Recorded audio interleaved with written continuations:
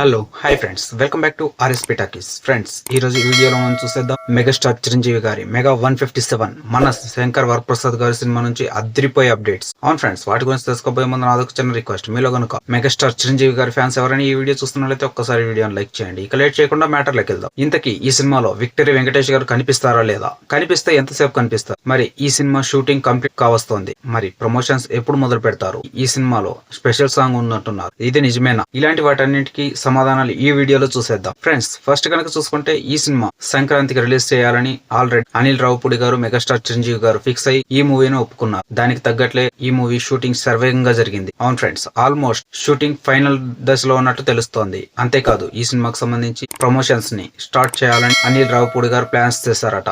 ఇందులో విక్టరీ వెంకటేష్ గారు పవర్ఫుల్ పాత్రలో కనిపిస్తారని టాక్ గట్టిగా వినిపిస్తోంది. ఇది ఆల్రెడీ అఫిషియల్ అనౌన్స్మెంట్ కూడా వచ్చేసింది. పక్కా ఫిక్స్, విక్టరీ వెంకటేష్ గారు ఈ సినిమాలో కనిపిస్తారు. అయితే ఆయన ఎలాంటి క్యారెక్టర్ లో కనిపిస్తారనేది సస్పెన్స్. విక్టరీ వెంకటేష్ గారు ఈ సినిమాలో గెస్ట్ రోల్ లో కనిపిస్తారట. అందులోనూ ఆయన పాత్ర చాలా స్పెషల్ గా సినిమాని యూటర్న్ తీసుకునే విధంగా ఉంటుందట. అయితే ఈ సినిమాలో విక్టరీ వెంకటేష్ గారు దాదాపుగా 20 నిమిషాలు కనిపిస్తారట. ఆయన పాత్ర చాలా పవర్ఫుల్ గా ఉంటుందని, దానికి తగ్గట్లే సీన్స్ కూడా రాశారని తెలుస్తోంది. అంతేకాదు, ఈ సినిమాలో ఒక స్పెషల్ సాంగ్ ఉండబోతుందట. అవును ఫ్రెండ్స్, అందులో ఒకటేమో ఐటమ్ సాంగ్ అయితే మరొకటేమో మెగా విక్టరీ మాస్ జాతర మాస్ లోడింగ్ సాంగ్. ఆ సాంగ్ ఈ సినిమా మొత్తానికే స్పెషల్ గా ఉండబోతుందట. అంతేకాదు, ఈ సినిమాలో ఐటమ్ సాంగ్ కి హీరోయిన్ గా తమన్నాని తీసుకున్నట్లు టాక్ వినిపిస్తోంది. మరి ఇందులో నిజమెంత ఉందా అనేది తెలియాలి. ఇక ఇప్పటికే ఈ సినిమా నుంచి వచ్చిన 2 సాంగ్స్ ఇంటర్నెట్ లో వైరల్ గా మారాయి. ఫస్ట్ సాంగ్ అయితే చార్ట్ బస్టర్ గా నిలిచింది. ఈ సెకండ్ సాంగ్ అందరినీ ఆకట్టుకోగా ఇప్పుడు ట్రెండింగ్ లో దూసుకుపోతుంది. మరి చూద్దాం, ఈ సాంగ్ చార్ట్ బస్టర్ గా నిలుస్తుందా లేదా నెక్స్ట్ లెవెల్ కి వెళ్తుందా అనేది. ఫ్రెండ్స్, అంతేకాదు, ఈ సినిమాలో మెగాస్టార్ చిరంజీవి గారు